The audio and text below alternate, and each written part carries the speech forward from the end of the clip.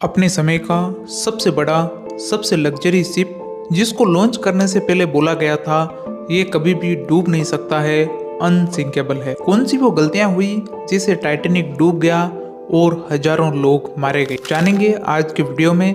लेकिन उससे पहले जानते हैं टाइटैनिक जहाज के बारे में। नमस्कार, मेरा नाम है अशोक। आइए एक एक करके जानते हैं टाइटैनिक जहाज की खूबियों के बारे में। आयरलैंड की हारलैंड एंड वोल्फ नाम की कंपनी ने इस जहाज को बनाया था। इसकी लंबाई 269 मीटर, चौड़ाई 28 मीटर और ऊंचाई 53 मीटर थी। जहाज में 3 इंजन थे, साथ ही भट्टियों में 600 टन तक कोयले की खपत होती थी। 1912 में इसे बनाने का खर्च $7.5 मिलियन था। यदि आज ठीक 111 साल के बाद इन्फ्लेशन और बाकी चीज़ों को ऐड करके देखें तो ये बनता है $400 मिलियन। यदि इंडियन करेंसी में देखें तो बनते हैं इतने रुपए, यानी 33 अरब 32 करोड़ रुपए के आसपास। इस शिप को तैयार होने में 3 साल लगे। जहाज में 3500 लोग सवार हो सकते थे। जब ये पहली बार सफर पर निकला तो टोटल 2200 लोग इसमें यात्रा कर रहे थे। इसमें 1300 यात्री और बाकी क्रू मेंबर और स्टाफ के लोग सवार थे। इस लग्जरी जहाज की टिकट भी काफी महंगी थी। उस वक्त फर्स्ट क्लास की टिकट का दाम 879 पाउंड, सेकंड क्लास का टिकट 12 पाउंड और थर्ड क्लास का टिकट 3 से 8 पाउंड के बीच था। 2 सालों तक 3000 मजदूरों ने लगातार दिन रात काम किया और टाइटैनिक तब जाकर तैयार हुआ। 31 मई 1911 ये वो दिन था जब टाइटैनिक को लोगों के सामने प्रस्तुत किया गया।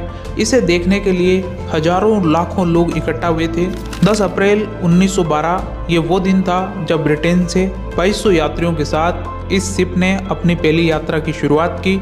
टाइटैनिक की चर्चा उस वक्त दुनिया भर में हो रही थी। इसकी वजह शिप के इतने बड़े साइज के साथ साथ इसमें मौजूद तमाम लग्जरी सुविधाओं की भी थी। आइए अब बात करते हैं टाइटैनिक जहाज के साथ क्या हुआ। यात्रा के 4 दिन बाद यानी 14 अप्रैल को रात के 11:40 पर इसकी टक्कर आइसबर्ग से हो गई थी। टक्कर के तुरंत बाद टाइटैनिक में तेजी से पानी भरने लगा।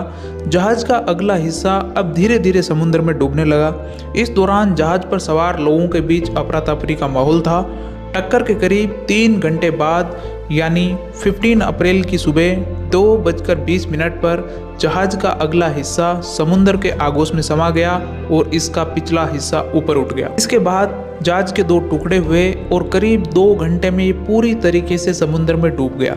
इस हादसे में करीब 700 लोगों की जान बच पाई, जबकि करीब 1500 लोगों की वहीं ऑन स्पॉट डेथ हो गई। टाइटैनिक जहाज का मलबा सितंबर 1985 में मिला था। इसका मलबा 3800 मीटर यानी 12,500 फीट नीचे अटलांटिक ओशन में आज भी मौजूद है। अमेरिकन नेवी ने इस काम में अपनी अहम भूमिका निभाई। जहाज 2 टुकड़ों में मिला।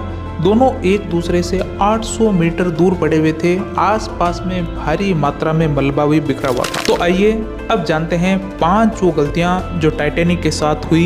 यदि ये 5 गलतियां नहीं होती तो शायद टाइटैनिक जहाज कभी नहीं डूबता और टाइटैनिक जहाज डूबने के लिए नहीं बल्कि अपनी सफलता के लिए प्रसिद्ध होता। पहली गलती जो हुई वो थी तेज स्पीड। किसी भी बड़े एक्सीडेंट के बाद जब उस पर रिसर्च की जाती है तो कहीं ना कहीं इंसानों द्वारा की गई गलती का नतीजा जरूर सामने आता है। ठीक यही गलती टाइटैनिक के साथ भी हुई थी। आइसबर्ग से भरे अटलांटिक के बीच से जा रहे टाइटैनिक का रास्ता इतना आसान नहीं था। आइसबर्ग के कारण रात में चलना और ज्यादा मुश्किल हो जाता है, और वो भी उस टाइम जब ठंड इस कदर पड़ रही हो कि पानी भी बर्फ बन जाए। लेकिन इन्हीं सब मुश्किलों के बीच कैप्टन पर एक और मुश्किल जिम्मेदारी और प्रेशर ये था कि इस सफर को जल्दी से जल्दी पूरा करना है। दरअसल ये प्रेशर ब्लू रिबन को हासिल करने का था।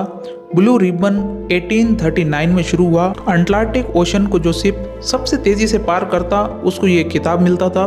टाइटैनिक को इस ब्लू रिबन का सबसे जोरदार दावेदार माना गया था। उस दौर के हिसाब से टाइटैनिक को बनाने में सबसे बेहतरीन इंजीनियरिंग और टेक्नोलॉजी का इस्तेमाल किया गया था। उस वक्त समुद्री जहाज़ों को बनाने के लिए दुनिया की बड़ी बड़ी कंपनियों के बीच रेस लगी हुई थी और इसी रेस में सबसे आगे थे इंग्लैंड और जर्मनी। किसी भी शिप के लिए ब्लू रिबन को हासिल करने के लिए उसकी पहली यात्रा को सबसे महत्वपूर्ण माना जाता है। पहली यात्रा के वक्त जहाज की स्थिति सबसे बेहतर होती है। इस टाइम शिप सबसे तेज गति को हासिल कर सकता है और टाइटैनिक ने भी तेज गति को हासिल करने की अपनी पूरी कोशिश की थी। कहीं ना कहीं तेज स्पीड और अपने को बेहतर साबित करने के कारण काफी सारी चीजों पर ध्यान नहीं दिया गया।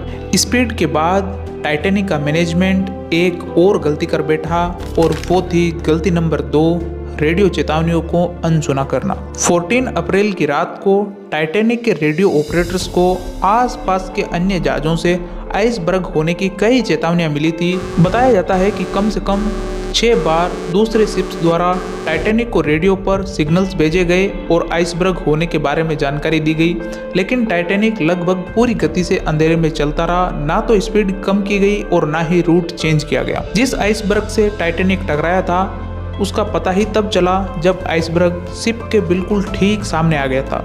केवल 400-500 मीटर से भी कम दूरी पर था आइसबर्ग। इतनी कम दूरी से इतने बड़े शिप को टक्कर से बचाना लगभग इम्पॉसिबल हो गया था। हालांकि आइसबर्ग का पता लगने के बाद इंजन को इमीडिएटली रिवर्स चलाना स्टार्ट कर दिया गया, लेकिन अब आइसबर्ग और शिप के बीच की दूरी केवल 1 मिनट से भी कम समय की रह गई थी। इसके साथ ही जहाज को लेफ्ट साइड की ओर टर्न करने की कोशिश की गई, लेकिन शिप का जबरदस्त वजन और साइज होने के कारण शिप ना तो रुक सका और ना ही पूरी तरीके से अपना पाथ चेंज कर पाया।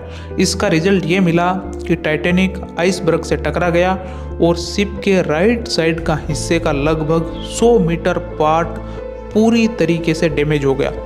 यदि रेडियो अलर्ट्स को टाइम से सुन लिया होता या उसके ऊपर गौर फरमा लिया होता तो शायद ये एक्सीडेंट कभी भी नहीं हुआ होता। अब एक्सीडेंट तो हो चुका था, लेकिन एक और बड़ी गलती सामने आने वाली थी और वो थी टाइटैनिक पर कम लाइफ बोट का होना। टाइटैनिक जहाज का डिजाइन कुछ इस तरीके का था कि इस पर आराम से 64 या 65 लाइफ बोट आराम से लाई जा सकती थी, लेकिन इसे अनदेखा किया गया और केवल 20 लाइफ बोट ही लाई गई। 20 लाइफ बोट की कैपेसिटी ज़्यादा से ज़्यादा 1200 लोगों को बिठाने और बाहर निकालने की थी, यानी जो 20 लाइफ बोट शिप में मौजूद थी वो 50% लोगों की ही जान बचा सकती थी। अपने समय के सबसे बड़े और सबसे कॉस्टली शिप में अगर लाइफ बोट की ही कमी हो तो कहीं ना कहीं मैनेजमेंट की ओर से सबसे बड़ा फेलियर या सबसे बड़ी चूक थी, क्योंकि हादसे के बाद लाइफ बोट ही सबसे बड़ा जरिया होता है यात्रियों को बाहर निकालकर सेफ जगह भेजने का। लाइफ बोट की तो कमी थी ही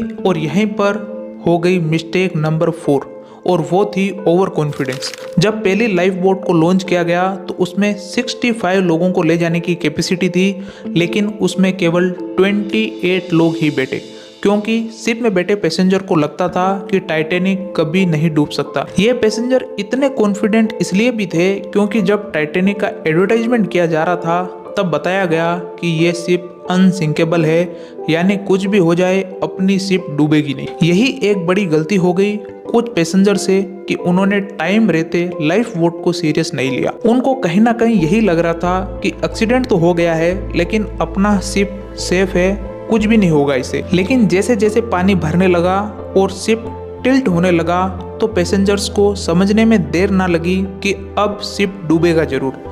कम लाइफ बोट और ज़्यादा पैसेंजर्स होने की सिचुएशन में शिप में अफरा तफरी मच गई और कुछ पैसेंजर इस सिचुएशन में अपनी जान गंवा बैठे होंगे। अब बात करते हैं मिस्टेक नंबर 5 और वो थी दूरबीन की कमी। टाइटैनिक का जब एक्सीडेंट हुआ यानी आज से 111 साल पहले, उस समय टेक्नोलॉजी इतनी एडवांस नहीं थी। उस समय तक यदि शिप के कैप्टन या क्रू को ये जानना होता कि शिप के रास्ते में कोई बाधा या कोई वस्तु तो नहीं है, तो इसके लिए एक ही चीज़ मौजूद होती थी और वो था दूरबीन। दूरबीन ही एकमात्र वो जरिया था जिससे दूर समुद्र में आने वाली चीज़ों को पहले से ही देखा जा सकता था और कैप्टन को इसकी सूचना दी जाती थी। स्टाफ के पास दूरबीन मौजूद नहीं थी। बताया जाता है कि जिस लॉकर में दूरबीन थी उसकी चाबी कहीं गुम हो गई थी, वरना दूरबीन की मदद से पहले से ही आइसबर्ग दिख जाता और शायद ये एक्सीडेंट नहीं हुआ होता। हालांकि कई लोग दूरबीन ना होने की बात को सिरे से खारिज करते हैं। इसके साथ ही एक्सीडेंट होने का एक और बड़ा कारण था अटलांटिक ओशन का एटमॉस्फेयर या मौसम। बताया जाता है कि एक्सीडेंट की रात ओशन के वाटर का टेम्परेचर -2 डिग्री सेल्सियस चला गया और आसमान में मून नहीं निकला था। विजिबिलिटी काफी कम थी और पूरे आसमान में ठंड के कारण फॉग छाया हुआ था। लो विजिबिलिटी और फॉग भी एक कारण हो सकता है इस दुर्घटना के पीछे। उम्मीद करता हूँ ये वीडियो आपको पसंद आया होगा। नीचे कमेंट करके बताइए। मिलते हैं नेक्स्ट वीडियो में। आपने अपना कीमती समय दिया, इसके लिए आपका बहुत बहुत धन्यवाद।